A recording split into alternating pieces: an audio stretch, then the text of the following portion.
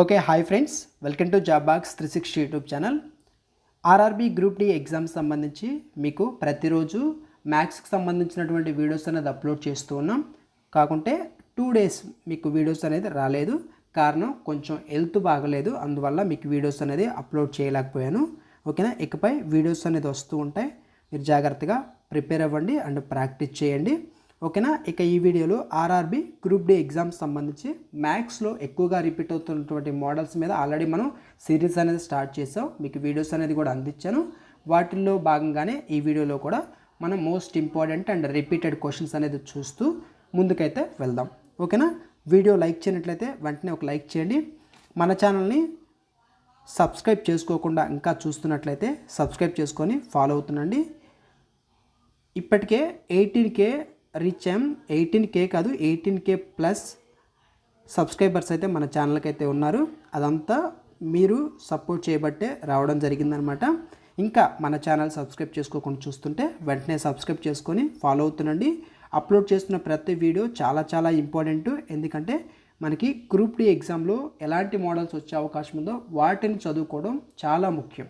వాటినే మీకు అందిస్తున్నాను, వాటిని మీరు జాగ్రత్తగా చదువుకోవాలి. ఓకేనా, మనకి వాట్సాప్కి సంబంధించినటువంటి ఛానల్ కూడా ఉంది. జాబ్ బాక్స్ 360 అని ఉంటుంది, డిస్క్రిప్షన్లో లింక్ ఉంటుంది. అదేవిధంగా మనకి కొన్ని రోజులు టెలిగ్రామ్ ఛానల్ అనేది పనిచేయలేదు. ఎందుకంటే సమ్ ఎగ్జామ్స్ కారణంగా మనకి ఏంటంటే ఈ టెలిగ్రామ్ ఓవరాల్గా కొన్ని రోజులు నిలిపివేయడం జరిగింది. సో ప్రజెంట్ టెలిగ్రామ్ కూడా యాక్టివ్గా అయితే ఉన్నాయి.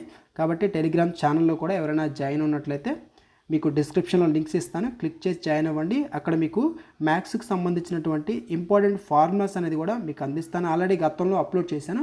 మరొకసారి కొన్ని మీకు ఎగ్జామ్లో ఏవైతే మోడల్స్ వస్తున్నాయో ఆ మోడల్స్లో ఎలాంటి ఫార్ములాస్ అయితే అడుగుతున్నారో ఆ ఫార్ములాస్ అన్ని మీకు అందిస్తాను. టెలిగ్రామ్ ఛానల్లో కూడా జాయిన్ అవ్వండి. ఓకేనా, ఇక లేట్ చేయకుండా క్లాస్లోకి వెళ్దాం.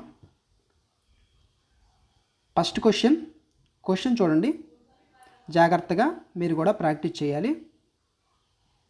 A shopkeeper sells an article at a profit of 12%.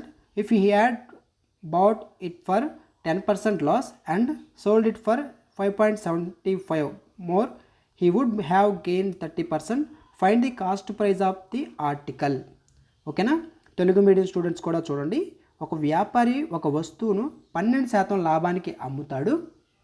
ఒకవేళ అతను దానిని 10% తక్కువ ధరకు కొని 5.75 ఎక్కువ ధరకు అమ్మి ఉంటే అతనికి 30% లాభం వచ్చేది. ఆ వస్తువు అసలు కొన్న వెల ఎంత? అసలు కొన్న వెల అంటే సిపి అనేది కనుక్కోవాలి. ఓకేనా, ఏంటి? Find the cost price of the article. CP అంటే ఏంటి? Cost praise. దీన్ని ఎలా కనుక్కోవాలి? ఇక్కడ మీరు చూడండి, ఒక్కొక్క పాయింట్ జాగ్రత్తగా మీకు చెప్తాను. మీరు కూడా ఒక పెన్ అండ్ పేపర్ తీసుకొని ప్రాక్టీస్ చేయండి. ఓకేనా, ఫస్ట్ మనకి ఇనీషియల్గా సిపి అనేది 100% అనుకోండి. సిపి అనేది 100% అనుకోండి.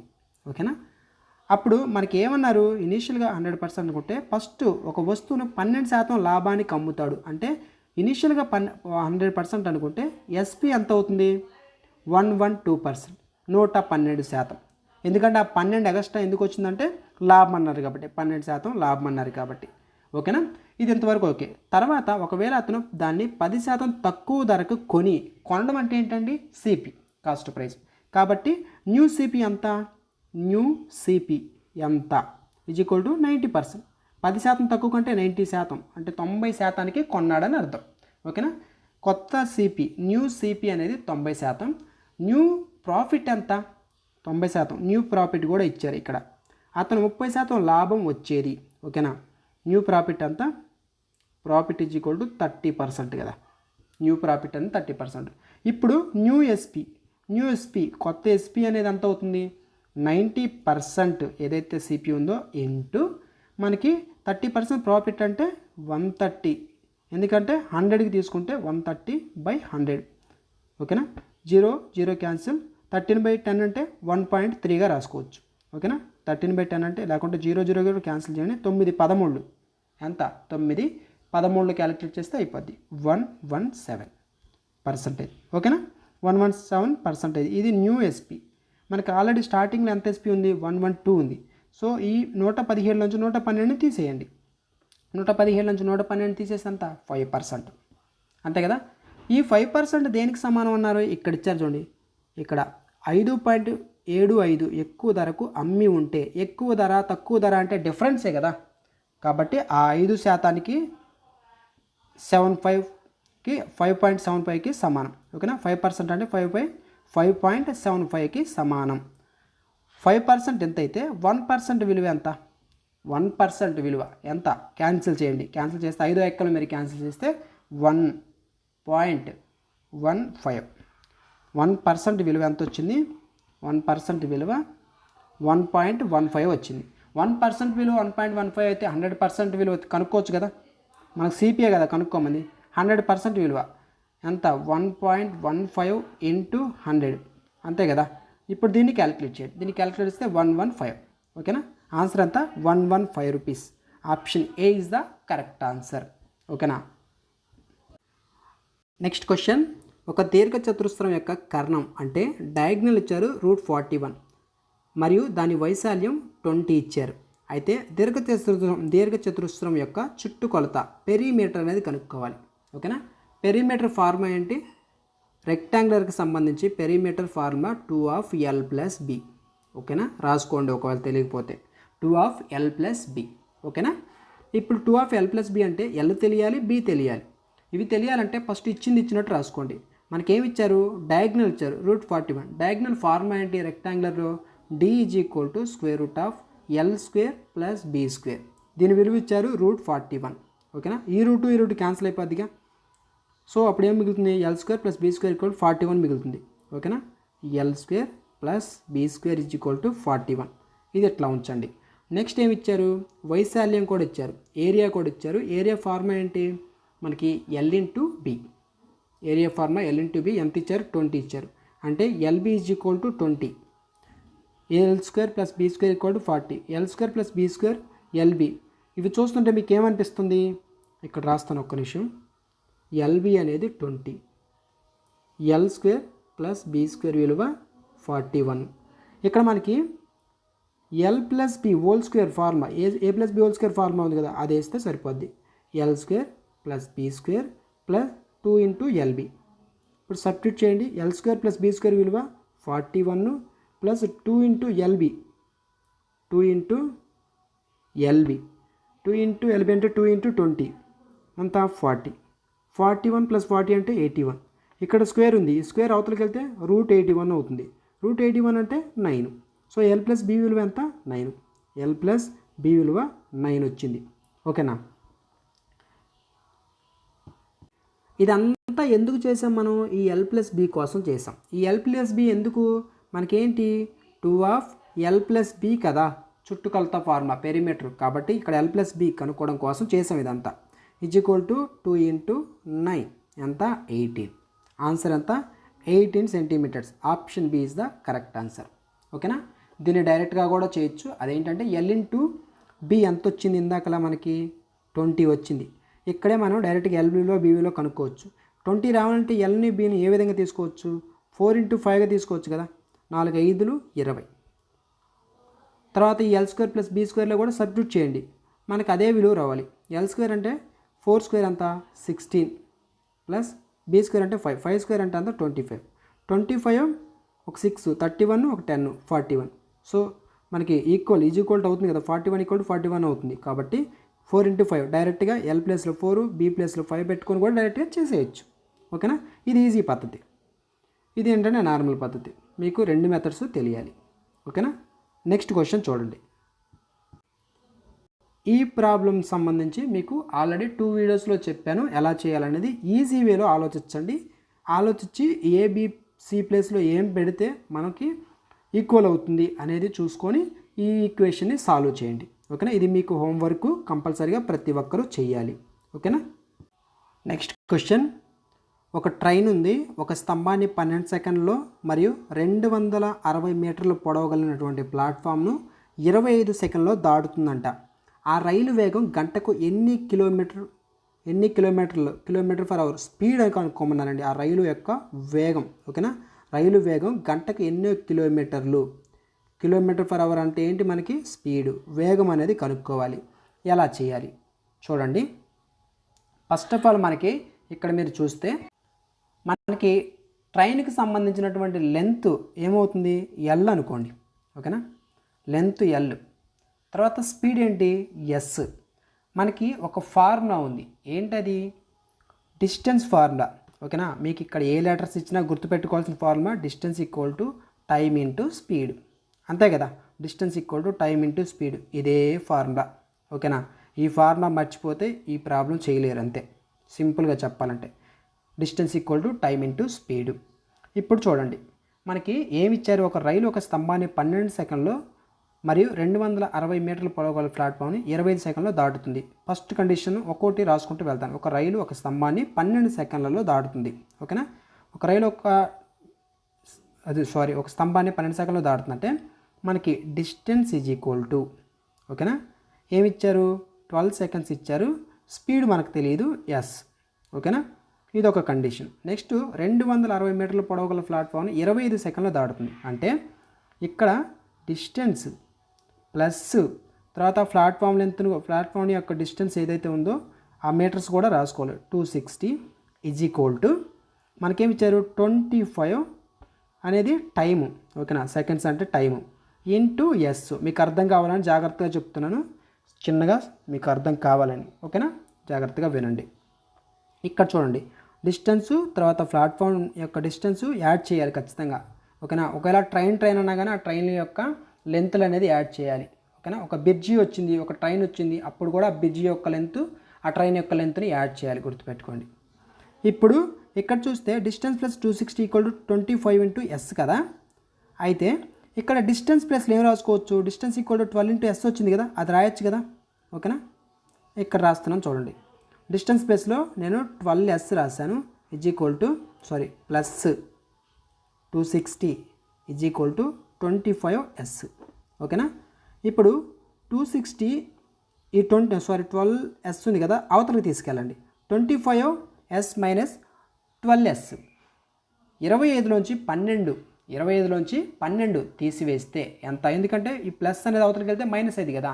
25 మైనస్ 12 ఎంత 13, 13s, ఓకేనా. ఇక్కడ 260 ఉంటుంది, 13 ఒకట్లు 13 2 పక్కన ఒక 0, అంటే ఎస్ ఈక్వల్ ఎంత వచ్చింది 20 మీటర్ ఫర్ సెకండ్ వచ్చింది. ఎంత S is equal to 20 metre per second వచ్చింది. కానీ ఆప్షన్స్ చూడండి, ప్రతి వీడియోలో మీకు ప్రతి క్వశ్చన్ ఇలాంటి క్వశ్చన్ వచ్చినప్పుడు చెప్పేది ఏంటి, మీకు ఆప్షన్స్, ఆన్సర్ వచ్చినాక ఆప్షన్స్ అనేది చూసుకోవాలి, ఓకేనా. ఆప్షన్స్లో అసలు 20 అనేది ఎక్కడా లేదు, ఎందుకంటే కిలోమీటర్ ఫర్ అవర్స్లో ఉన్నాయి, కానీ మీటర్ ఫర్ సెకండ్లో ఉంది కాబట్టి కిలోమీటర్ ఫర్ అవర్లోకి మార్చండి. 20 ఇంటూ కిలోమీటర్ ఫర్ అవర్లోకి మార్చాలంటే 18/5, పెద్దది పైన కిందది చిన్నది ఉండాలి, కింద ఉండాలి, చిన్నది కింద ఉండాలి, 5 ఒకట్లు 5 4 4 18 ఎంత 4 18 72, ఓకేనా. Option B 72 is the answer. ఈ క్వశ్చన్ చూడండి, ఈ క్వశ్చన్ కూడా చాలా ఈజీగా చేయొచ్చు. మనకి ఒక నెంబర్ అనేది ఇచ్చారు, ఈ నెంబర్ అనే 11 అంకెల సంఖ్య 90 చేత నిశ్శేషంగా భాగించబడితే 4x + 5y విలువ ఎంత. ఫస్ట్ ఆఫ్ ఆల్ ఇచ్చింది ఏంటి 90, 90ని ఏ విధంగా రాసుకోవచ్చు, 9 × 10 భాజనీయ సూత్రాలు మీకు గుర్తుండాలి, ఓకేనా.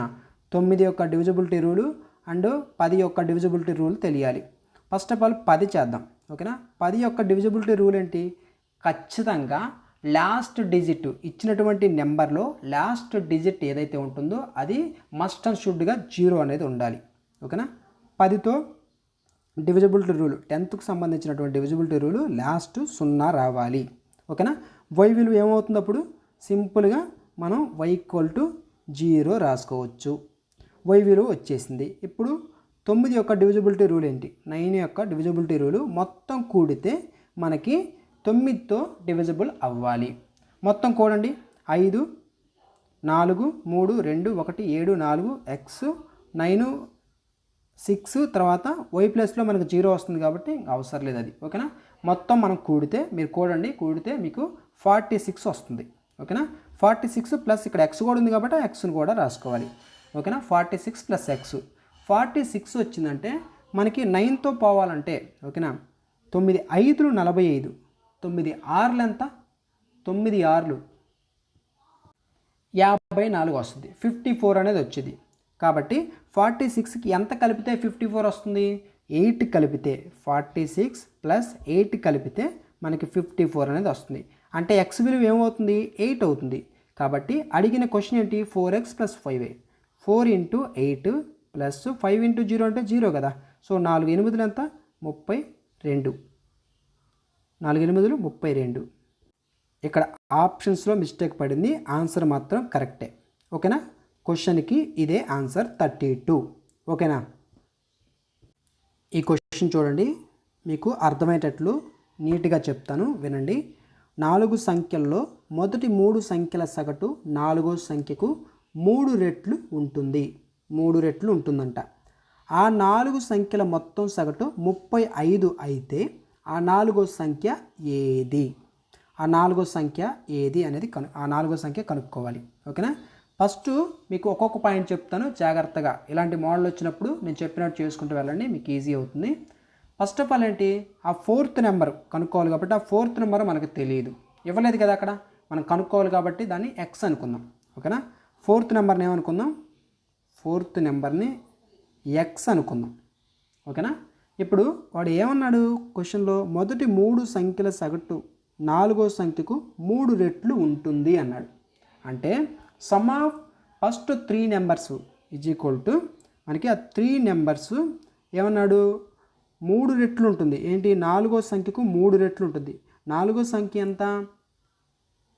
ఎక్స్ కదా మనం అనుకుంది, ఎక్స్ని అలా ఉంచుకుంటే some of first 3 numbers is equal to 3 into ఎన్ని? 3 రెట్లు అన్నాడు కాబట్టి 3x. అంటే ఇదేంటి? Some of first 3 numbers equal to 9x అవుతుంది. ఓకేనా? ఫస్ట్ 3 నెంబర్స్ 9x అయితే total some of all 4 numbers, ఓకేనా, 4 నెంబర్స్ చూసుకుంటే మనకి ఎక్స్ తర్వాత 9x. ఓకేనా? 9x ప్లస్ ఎక్స్, ఈ 4 నెంబర్స్ యొక్క సమ్ము 4 నెంబర్లను కూడితే ఇది. ఓకేనా? ఎంత? 10x వచ్చింది. 10x ఏంటి? 4 నెంబర్స్ని కూడితే వచ్చిన విలువ 10x. అయితే మనకి యావరేజ్, ఓకేనా, మొత్తం యావరేజ్ లేకుంటే సగటు అనేది ఇచ్చారు 35. 4 నెంబర్లకు సగటు ఎంత? కూడి బై ఎన్ని నెంబర్లు ఉన్నాయో ఆ నెంబర్ల కౌంట్ అనేది వేసుకోవాలి కాబట్టి 4 వేసుకుంటున్నాను. దాని విలువ ఇచ్చారు 35. ఓకేనా? 5 2 5 7. ఈ 4 అవతలకి వెళ్తే 7 4లు ఎంత? 28 అవుతుంది. ఇక్కడ 10లోంచి అంటే 5 2లు అన్నాం కాబట్టి ఇక్కడ 2 ఉంది కాబట్టి 2 1లు 2 14.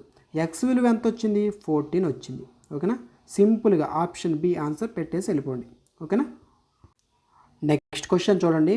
If tan θ = 4/3 then find the value of 3 sin θ plus 2 cos θ by 3 sin θ minus 2 cos θ. ఈ విలువ కనుక్కోవాలి. tan θ ఇచ్చేశారు మనకి, ఈ కండిషన్ ఇచ్చేశారు కాబట్టి దీన్ని ఈజీగా కనుక్కోవచ్చు. tan θ అంటే ఏంటి? సైన్ బై కాస్ కదా. సో ట్రయాంగిల్ రాయండి. సైన్ విలువ యాంగిల్కి ఎప్పుడైనా ఆపోజిట్లో ఉండేది, సైన్ విలువ 4 ఇచ్చారు. తర్వాత సైన్ బై కాస్, కాస్ విలువ ఎంత? 3 ఉంది కాబట్టి 3 రాసుకున్నాం.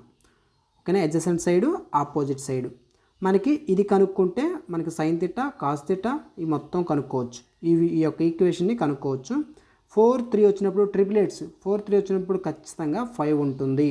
ఓకేనా? ఇవి మీరు అసలు ఎప్పుడు లేపి ఒకవేళ నిద్రలో లేపి అడిగినా కానీ మీరు చెప్పేటట్లు ఉండాలి. ఈ ట్రిపులేట్స్ అనేది నేర్చుకొని ఉండాలి. ఓకేనా? అది కూడా ఎలా వచ్చిందంటే 4² + 3² ఈజ్ ఈక్వల్ టు మనకి హైపోటెనస్ స్క్వేర్ చేస్తే 4² అంటే 16, 3² అంటే 9. 16 + 9 అంటే ఎంత? 25. 25 అంటే యువతల స్క్వేర్ యువతలకు వస్తే √25 అవుతుంది. అంటే √25 విలువ 5. సో అలాగ వస్తుంది. ఓకేనా? సో ఇక్కడ 5 వచ్చింది. మనకి సైన్ తెలుసు, కాస్ తెలుసు, హైపోటెనస్ తెలుసు. దీన్ని బట్టి చేయండి. 3 ఇంటూ సైన్ థీటా అంటే ఏంటి? మనకి opposite side by hypotenuse 4/5 plus 2 into cos theta అంటే adjacent side by hypotenuse by 3 4/5 plus minus 2 3/5. అంతే కదా? దీన్ని సాల్వ్ చేయాలి. దీన్ని మీరు క్యాలిక్యులేట్ చేయండి. ఏమొస్తుంది? 3 4 12, 12/5 ప్లస్ 6/5 బై 12/5 మైనస్ 6/5 ఇంతవరకు వచ్చింది. దీన్ని మరలా మీరు క్యాలిక్యులేట్ చేస్తే ఇక్కడ చూడండి డినామినేటర్ అంతా 5 ఉంది, అంటే 12 ప్లస్ ఒక 6 ఎంత 18/5 బై మనకి 12 మైనస్ 6 అంటే 6/5, 5 క్యాన్సిల్ అయ్యింది. 18/6 కూడా డైరెక్ట్గా రాసేయచ్చు. మీకు అర్థం కావాలని నాన్ మ్యాథ్స్ స్టూడెంట్స్ కూడా చూస్తున్నారు, వాళ్ళకు కూడా అర్థం కావాలి, అందుకని స్టెప్ బై స్టెప్ ప్రతిదీ చెప్తున్నాను. మీరు జాగ్రత్తగా ప్రాక్టీస్ చేసుకోగలిగితే ఈజీగా చేయొచ్చు. ఇప్పుడు మనకి ఏం మిగులుతుంది ఫైనల్గా 18/6 మిగులుతుంది. అంటే 6 ఎక్కలు కొట్టేచ్చు కదా, 6 1 6 3. ఆన్సర్ అంతా option A is the correct answer. ఓకేనా, ఆప్షన్ ఏ 3 అనేది ఆన్సర్. ఎలా చేశానో మీకు చెప్పాను. సో ఏంటి అనేది కూడా మీకు నీట్గా వివరించడం జరిగింది. ఈ క్వశ్చన్ చూడండి, 12,000 సొమ్మును ప్రతి అర్ధ సంవత్సరానికి ఒకసారి వడ్డీ లెక్కించే విధానంలో 10% వార్షిక చక్రవడ్డీ రేటుతో 1.5 ఇయర్ పాటు పెట్టుబడి పెడితే వచ్చే చక్రవడ్డీ ఎంత? చక్రవడ్డీ కాంపౌండ్ ఇంట్రెస్ట్ అనేది కనుక్కోవాలి. ఇచ్చింది ఏంటి 1.5 ఇయర్కి సంబంధించి వార్షిక వడ్డీ రేటు. ఓకేనా, రేట్ ఆఫ్ ఇంట్రెస్ట్ 10% ఇచ్చారు. ఏది ఇయర్కి 10% ఇచ్చారంటే ఇట్లా 1.5 year, half year, 2.5 years, 3.5 years ఇలా ఇచ్చినప్పుడు మీరు చేయాల్సింది ఏంటి, దీన్ని 3 పార్ట్స్గా డివైడ్ చేయాలి. హాఫ్ ఇయర్లీ అన్నాడు కాబట్టి ఎన్ని హాఫ్లు ఉన్నాయి ఇక్కడ మనకి 3 హాఫ్స్ ఉన్నాయి. 6 మంత్స్ని ఒక హాఫ్ అంటాం. అలాగా 1.5 ఇయర్ అంటే ఏంటి 18 మంత్స్. 18 మంత్స్ బై 6 చేస్తే 3 పార్ట్స్ అనేది వస్తుంది. కాబట్టి 3 టైమ్స్ మనం చేస్తే వార్షిక వడ్డీ అనేది రావడం జరుగుతుంది. 10% సంవత్సరానికి అయితే అర్ధ సంవత్సరానికి ఎంత 5%, అంతే కదా. ఇప్పుడు దీనికి సక్సెసివ్ ఫార్ములా ఏంటది, x + y + xy/100 ఈ ఫార్ములా వేసుకొని చేయొచ్చు. x + y అంటే 5 + 5 ఎంత 10, 10 + 5 × 5 అంటే 25. ఇక్కడ రాస్తానులే, మీకు అలా చెప్తే అర్థం కాదు. ఓకేనా, ఇక్కడ చూడండి 5 + 5 + 5 × 5/100. ఇది 2 ఇయర్స్కి 2 హాఫ్లకు చేస్తున్నాను. చేసిన తర్వాత దీనికి మరలా ఇంకొక పార్ట్ అనేది ఉంటుంది. మొత్తం 3 హాఫ్లు కాబట్టి 3 పార్ట్స్ కాబట్టి 2 పార్ట్స్ చేసి మళ్ళీ తర్వాత ఆ 2 పార్ట్స్కి వచ్చిన విలువని థర్డ్ పార్ట్ ఏదైతే దానికి యాడ్ చేయాలి. ఓకేనా, ఇక్కడ క్యాన్సిల్. ఇక్కడ 5 + 5 10 + 5 × 5 అంటే అంత 25 వస్తుంది. 25/100 అంటే ఎంత 0.25 కదా. సో ఎంత వస్తుంది 10.25 వచ్చింది. ఇదేంటి 2 ఇయర్స్ 2 హాఫ్లకి 2 అర్ధ సంవత్సరాలకి 2 అర్ధ సంవత్సరాలకి. ఓకేనా, 10.25 ప్లస్ మరలా 5 ఉంది కదా, 5 ప్లస్ 10.25 × 5/100. సో 10.25 + 5 ఎంత 15.25. తర్వాత ఈ 10.25 × 5/100ని దీన్ని మీరు క్యాన్సిల్ చేసుకుంటూ వస్తే క్యాలిక్యులేట్ చేస్తే ఫైనల్గా మీకు ఎంత వస్తుంది 15.7625% సంథింగ్ వస్తుంది. ఓకేనా, 15.76 గుర్తుపెట్టుకోండి. ఈ 15.76 అనేది మనకు వచ్చినటువంటి చక్రవడ్డీ పర్సంటేజ్. అయితే మనకి అస్సలు ఇచ్చారు ఎంత 12,000. ఆ 12,000లో ఈ 15.76 అనేది ఎంత శాతం, 15.7625 ఉంది కదా. సో 2 వరకు తీసుకోండి, కింద 3 zeros. ఓకేనా, 2 zeros ఎందుకంటే పాయింట్ తీసేస్తున్నాం కాబట్టి 3 zeros. ఓకేనా, 0 0 0 ఈ 3 zeros క్యాన్సిల్ చేయండి. 12 × 15 762ని దీన్ని మల్టిప్లై చేయండి. దీన్ని మల్టిప్లై చేస్తే మనకి ఎంత వస్తుంది 189.50 వస్తుంది. ఓకేనా, పాయింట్లలో వస్తుంది 1891.50 1891.50 అనేది వస్తుంది. Option A is the correct answer. మీరు క్యాలిక్యులేట్ చేస్తే వస్తుంది. ఓకేనా, ఫస్ట్ మీకు సక్సెసివ్ ఫార్ములా రాశాను కదా, అది రాసుకోండి. ఇలాంటి ప్రాబ్లమ్స్ వచ్చినప్పుడు ఇలా చేయండి. నార్మల్గా చేశారనుకోండి దానికి మనం చేయొచ్చు. హాఫ్ ఇయర్లకి నార్మల్గా అమౌంట్ తర్వాత తీసుకొని 1 + 5/100 హోల్ క్యూబ్ నార్మల్గా ఫార్ములా గుర్తుంటే చేయొచ్చు. ఫార్ములా గుర్తు లేకపోయినా సక్సెసివ్ ఫార్ములా చాలా మెథడ్స్లో మనం అంటే చాలా ప్రాబ్లమ్స్కి వాడతాం కాబట్టి బాగా గుర్తుంటుంది. ఎక్కువసార్లు మీకు ప్రాక్టీస్ కూడా చేపిస్తున్నాను కాబట్టి ఇలాంటివి ఇచ్చినప్పుడు ఆ సక్సెసివ్ ఫార్ములా వేసుకొని చేసేసేయండి.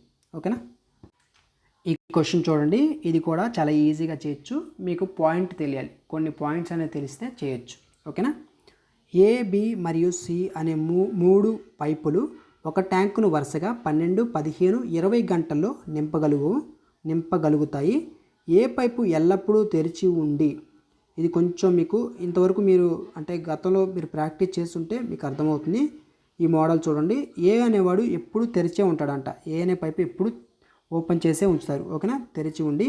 బి మరియు సి పైపులు గంటకు 1 చొప్పున మార్చి తెరిస్తే అంటే ఆల్టర్నేటివ్లీ మనకి తెరిస్తే ఆ ట్యాంకు ఎన్ని గంటల్లో నిండుతుంది.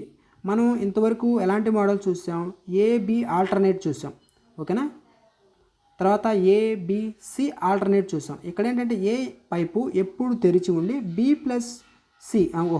బి మరియు సి పైపులు గంటకు ఒకటి చొప్పున ఒకటి ఆల్టర్నేట్గా తెరిస్తే ఆ ట్యాంకు ఎన్ని గంటలు నిండుతుంది అని అడిగారు. ఈ క్వశ్చన్ని ఎలా చేయాలి? దీన్ని చేయాలన్నా ఏ క్వశ్చన్ని అంటే వీటిల్లో ఈ పైప్స్కి సంబంధించి కానీ టైమ్ అండ్ వర్క్ కానీ ఫస్ట్ ఆఫ్ ఆల్ మిమ్మల్ని కనుక్కోమంది ఏంటి, టోటల్ వర్క్ అంటే ఎల్సిఎం కనుక్కోవాలి. దాన్ని బట్టి ఎఫిషియన్సీ తీసుకోవాలి, దాన్ని బట్టి ముందుకు వెళ్ళాలి, ఓకేనా. ఇది గుర్తుపెట్టుకోండి. ఫస్ట్ ఏంటి 12, 15, 20 దీనికి ఎల్సిఎం ఎంత 60. టోటల్ వర్క్ కనుక్కోవాలి. ఇది వచ్చినటువంటి 16. ఇదేంటి 12, 15, 20కి ఎల్సిఎం. మనకి ఎల్సిఎం వచ్చింది. ఇప్పుడు ఎల్సిఎం వచ్చిన తర్వాత ఎఫిషియన్సీ తీసుకుందాం. ఏ యొక్క ఎఫిషియన్సీ ఎంత, ఓకేనా. ఏ యొక్క ఎఫిషియన్సీ 12 మనకి 12, 15, 20 కదా. సో 60/12 ఎంత 5. ఏ యొక్క ఎఫిషియన్సీ 5. బి యొక్క ఎఫిషియన్సీ ఎంత 60/15 అంటే 4, ఓకేనా. ఇక్కడ మీకు డైరెక్ట్ ఏం చెప్పట్లేదు, ఆల్రెడీ గత వీడియోస్లో వీటి గురించి నీట్గా చెప్తూనే వచ్చాను.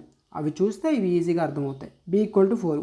Next C is equal to 60/20 అంటే ఎంత 3, అంతే కదా. ఏబిసి 3 వచ్చాయి ఎఫిషియన్సీలు 5, 4, 3. ఇప్పుడు మనకి ఏమన్నారు, ఎన్ని గంటల్లో నిండుతుందన్నారు. ఫస్ట్ 1 అవర్లో ఇక్కడ మీరు గమనిస్తే ఏ ప్లస్ బి ఉంటారు, ఎందుకంటే ఆల్టర్నేట్గా బిసిలు మాత్రమే మారుతున్నాయి, ఏ మారట్లేదు కాబట్టి ఏ అంతే ఉంచాను. తర్వాత ప్లస్ బి, ఫస్ట్ బి తర్వాత సి, తర్వాత మరలా బి, తర్వాత సి. కానీ ఏ అనేవాళ్ళు మారరు కదా, ఏ అనేవాళ్ళు ఉంటారు కాబట్టి ఏ ప్లస్ బి. వీరి యొక్క ఎఫిషియన్సీ ఎంత, ఏ ఎంత 5, బి ఎంత 4, 5 + 4 ఎంత 9. నెక్స్ట్ ఏ ఉంటారు, ఏ వెళ్ళరు. తర్వాత బి తర్వాత వచ్చేది సి. ఏ ఇక్కడ ఆబ్సెంట్ అనమాట, ఆల్టర్నేట్ డేస్ కాబట్టి ఆల్టర్నేట్గా ఉంటారు కాబట్టి మార్చి కాబట్టి బి ఉండరు, ఓకేనా. ఏ ఉంటారు. ఏ ప్లస్ సి అంతా, ఏ అంటే 5, సి అంటే 3, 5 + 3 = 8, ఓకేనా. ఆల్టర్నేట్గా చూసుకుంటే ఒకటి 9 వచ్చింది, ఒకటి 8 వచ్చింది. మొత్తం ఎంత 9 + 8 మొత్తం 17, 17 వచ్చింది, ఓకేనా. 17 యూనిట్స్ అనేది వచ్చింది. ఇది మొత్తం ఏంటి, ఒక సైకిల్ చేస్తే 17 యూనిట్స్ అనేది వచ్చింది, ఓకేనా. అయితే అలా ఎన్ని సైకిల్స్ చేస్తే టోటల్ వర్క్ వస్తుంది మనకు చూడండి. 17 మూళ్ళు ఎంత, 17 మూళ్ళు ఎంత 51, ఓకేనా. 51, 17 మూళ్ళు 51, 17 నాలుగులు అంటే 60 దాటిపోతుంది కాబట్టి 17 మూళ్ళు వరకు మనం తీసుకోవాలి. 51 అంటే 3 సైకిల్స్ చేస్తే 51 యూనిట్స్ అనేది వచ్చింది.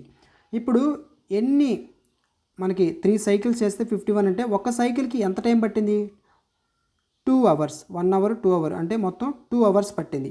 ఒక సైకిల్కి 2 అవర్స్ పడితే 3 సైకిల్స్కి ఎన్ని అవర్స్ పడుతుంది, 6 అవర్స్ పడుతుంది. కానీ మనకు వచ్చింది 51 యూనిట్సే, ఓకేనా. మీకు అర్థం అవ్వాలని చెప్తున్నాను, ఓకేనా. కన్ఫ్యూజ్ అవ్వద్దు. 3 సైకిల్స్కి 51 వస్తే ఇంకా 9 యూనిట్స్ అనేది ఉంది. 51 యూనిట్సే వచ్చింది. ఆ 9 యూనిట్స్ చేయడానికి ఏ అయిపోయింది, ఏతో బి అయిపోయారు, తర్వాత సి అయిపోయింది. నెక్స్ట్ ఏంటి, బీనే స్టార్ట్ అవుతుంది. అంటే ఏ ప్లస్ బి, ఏ ఉంటారు కాబట్టి ఏ ప్లస్ బి విలువ ఎంత 9. అంటే నెక్స్ట్ ఏదైతే ఉంటుందో దాంట్లో 9 అనేది రావడం జరుగుతుంది. 9 టోటల్. అయితే ఇక్కడ కూడా ఉంది 9, అంటే ఇంకొక 1 అవర్ని యాడ్ చేయాలి. ఈ 6 అవర్స్ ప్లస్ 1 అవర్ మొత్తం ఎంత 7 అవర్స్ అనేది ఆన్సర్, ఓకేనా. 7 hours, option B is the correct answer, ఓకేనా.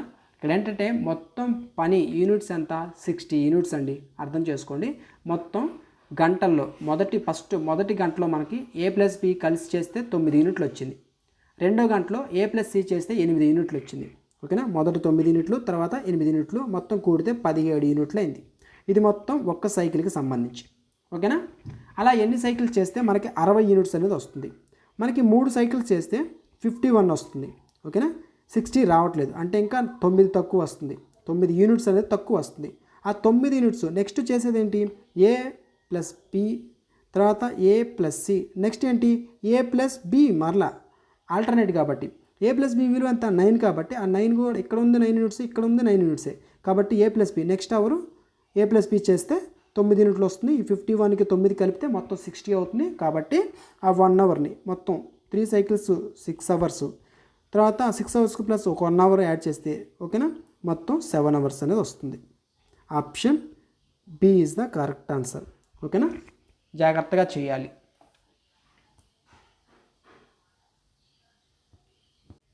నెక్స్ట్ క్వశ్చన్, ఇది కూడా చాలా ఈజీగా చేయొచ్చు, కాకపోతే ఇక్కడ మీకు ఫార్ములాస్ తెలియాలి అంతే. ఓకేనా, క్వశ్చన్ చూడండి. మనకి ఇచ్చినటువంటి క్వశ్చన్ ఏంటి, ఒక ఘన అర్ధగోళం సాలిడ్ హెమిస్ఫియర్ యొక్క మొత్తం ఉపరితల వైశాల్యం 462 సెంటీమీటర్ స్క్వేర్, దాని ఘన పరిమాణం ఎంత? The total surface area of a solid hemisphere is 462. Find its volume. ఓకేనా, వాల్యూమ్ అనేది కనుక్కోవాలి, ఘన పరిమాణం కనుక్కోవాలండి. దీన్ని కనుక్కోవాలంటే ఫస్ట్ మనకి ఏమి ఇచ్చారు, మొత్తం ఉపరితల వైశాల్యం 462. ఈ 462 అనేది total surface area of hemisphere. ఓకేనా, total surface area of hemisphere అంతా 3πr² = 462. ఇది ఎందుకు రాశానంటే మీరు ఫార్ములా గుర్తుంచుకుంటారండి. 3πr² అనేది దాని ఫార్ములా. ఓకేనా, దాన్ని బట్టి మీరు ఇక్కడ ఏం కనుక్కోవచ్చు, ఆర్ అనేది కనుక్కోవచ్చు. ఓకేనా, ఇక్కడ 3తో మీరు పై అంటే 22/7. ఓకేనా, పై అంటే 22/7. 3 × 22/7 × r² = 462. క్యాన్సిల్ చేయండి. ఫస్ట్ ఆఫ్ ఆల్ ఇక్కడ ఖచ్చితంగా 22 వచ్చిందంటే ఇది కూడా కంపల్సరీగా 11th అంటే 22 అంటే 11 2 22 కాబట్టి ఖచ్చితంగా ఇది కూడా 11లో పోద్ది. కాబట్టి 11 2, తర్వాత 11 4, ఇక్కడ 2 ఉంటుంది, 11 2. ఓకేనా, ఇప్పుడు 3 1 ఇక్కడ 3 1, తర్వాత 12 అంటే 3 4. ఓకేనా, 14 వచ్చింది. ఇక్కడ 2 1 2 7. ఫైనల్ ఇక్కడ ఏముంది, r²/7 = 7 మిగిలింది. అంటే r² ఈ 7 అవతలకి వెళ్తే 7 × 7 7². స్క్వేర్ క్యాన్సిల్ అయితే r = 7. ఓకేనా, r = 7 వచ్చింది. ఇదంతా చేస్తే మనకి r = 7 వచ్చింది. ఓకే, అలా ఉంచండి. నెక్స్ట్ ఏంటి, మనకి కనుక్కోమంది ఏంటి, వాల్యూమ్, ఘన పరిమాణం. వాల్యూమ్ ఫార్ములా ఏంటి, హెమిస్ఫియర్కి సంబంధించి 2/3πr³. ఓకేనా, ఈ క్యూబ్ అనేది హెమిస్ఫియర్లోనే ఉంటుంది, కన్ఫ్యూజ్ కాకూడదు. ఓకేనా, మీరు కోన్కు సంబంధించి 1/3πr²h ఉంటుంది. ఓకేనా, అక్కడ 1/3 వచ్చిందని ఇక్కడ 3 రాయిపోయి ఇక్కడ క్యూబ్ పెట్టారనుకోండి మొత్తం తప్పు అయిపోద్ది, జాగ్రత్తగా చూసుకోవాలి. ఓకేనా, స్పియర్లలోనే క్యూబ్లు ఉంటాయి, చూసుకోండి. ఓకేనా, 2/3πr³ మనకి 2/3 × π అంటే ఎంత, 22/7 r³ అంటే 7 × 7 × 7 కదా. సో ఈ 7 క్యాన్సిల్ అయిపోయింది. ఓకేనా, రిమైనింగ్ ఇంకేమున్నాయి, 22 × 7 × 7. ఇక్కడ ముందు 2/3 ఉంది, దీన్ని మరలా క్యాలిక్యులేట్ చేయండి. ఓకేనా, ఫస్ట్ 2/3 × 22 × 7 అంతా 49. ఓకేనా, ఇప్పుడు 2 × 22 ఎంత, 44. 44 × 49 క్యాలిక్యులేట్ చేస్తే 2156 అనేది వస్తుంది. 2156 అనేది వస్తుంది. బైలో ఏముంది, 3 ఉంది కాబట్టి ఆ 3 రాసుకున్నాను. ఓకేనా, ఇప్పుడు మరలా క్యాన్సిల్ చేయండి. 3 1, తర్వాత 3 4, 4 కాదు 3 1, 3 7 వస్తుంది చూడండి. 3 7 21 కదా.